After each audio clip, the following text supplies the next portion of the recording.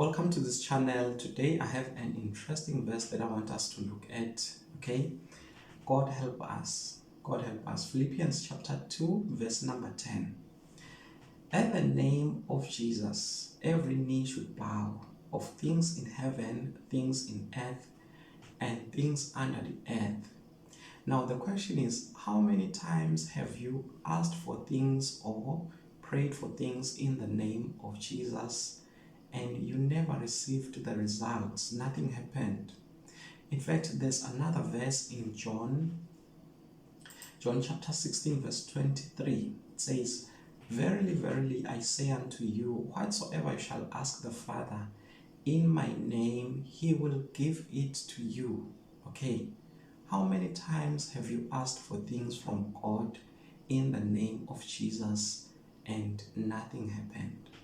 I'm sure many times. There's a whole lot that we need to know before we can start doing things in the name of Jesus.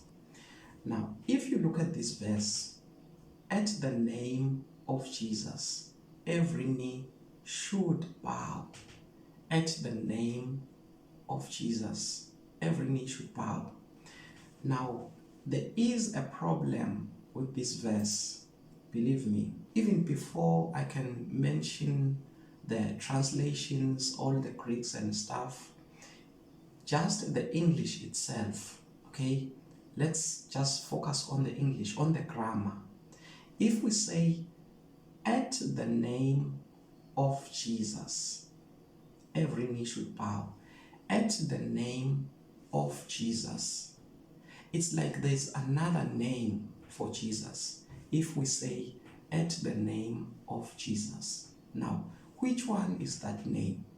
If we say, at the name of Jesus, which one is that name of Jesus? Because if we were focusing on the name Jesus, the right way to put it was supposed to be, at the name Jesus, or at the mentioning of the name Jesus, every knee should bow. But it says, at the name of Jesus. What is the name of Jesus? Because all we know is Jesus, and there's no other name that is given to us. That should mean something.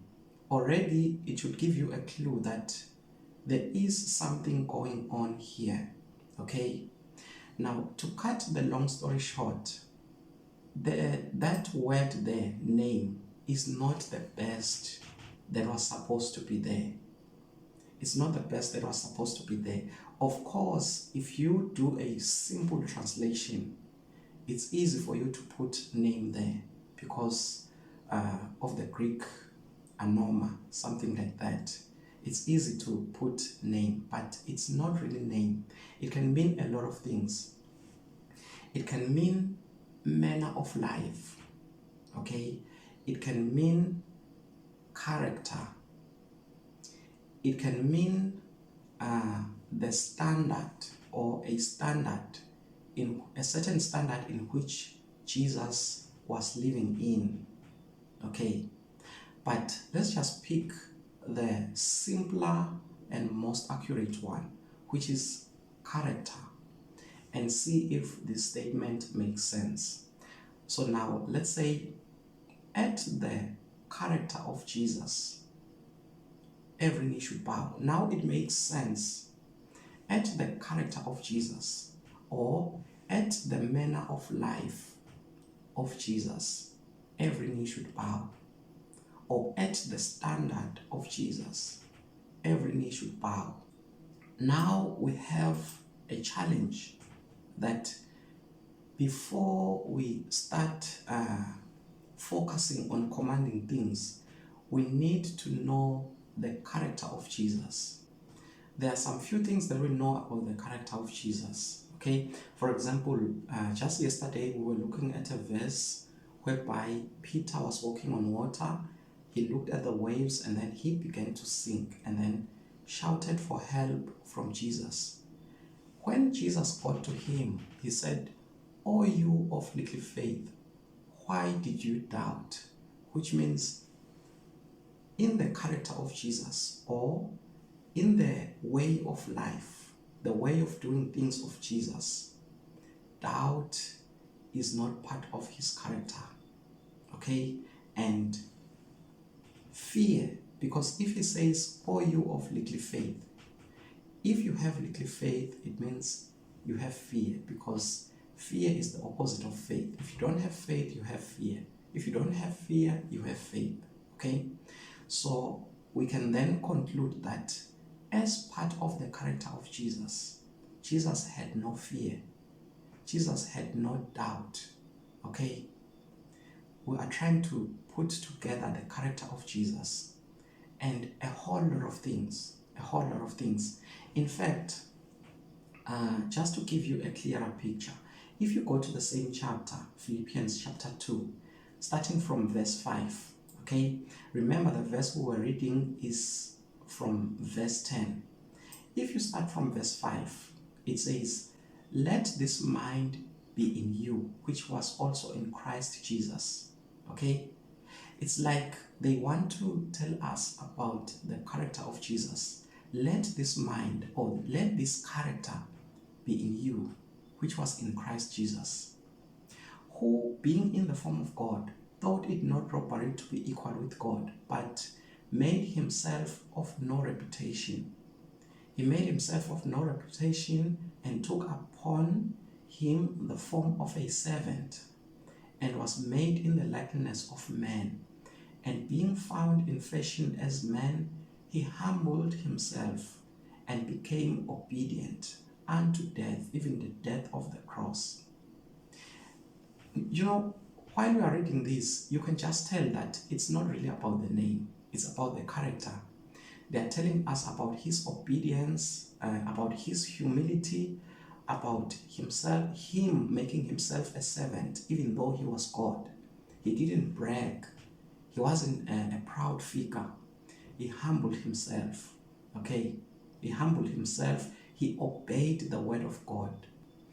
And then it continues to say, "Wherefore God highly exalted him and given him a name which is above every name," which means the way in which he was living, his character, God established it as a certain standard, okay, as a certain standard that should anyone live according to this standard, every knee will bow to him.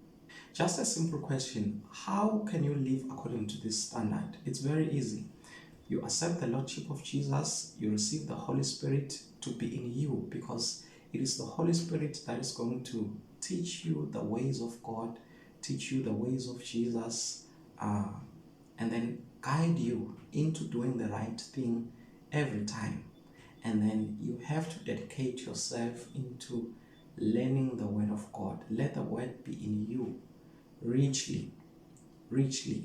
Read the Bible, study the character of Jesus, and once you live in that class, in that level, in that character of Jesus, nothing will stop you. Every knee is definitely going to bow. Definitely. Okay? So let us just take our time, learn the Word of God, learn His ways, learn His character. Everything is going to bow. In fact, you are going to be amazed at how things are going to listen or obey you, okay? And how God is going to respond to you, all right? I don't want to make this very long, okay? Just a quick summary.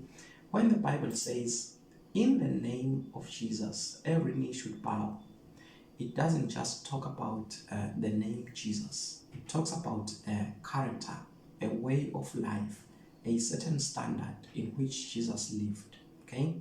So for you is to learn that character. In fact, I'm inspired to make another video that's going to talk about the character of Jesus, okay? So for example, we mentioned two. He had no fear, no doubt, and a whole lot of other things, right? So let us just end it here for today. I will see you on another video. Have a wonderful day. God be with you. God protect you. God Be with your family. All right. Thank you.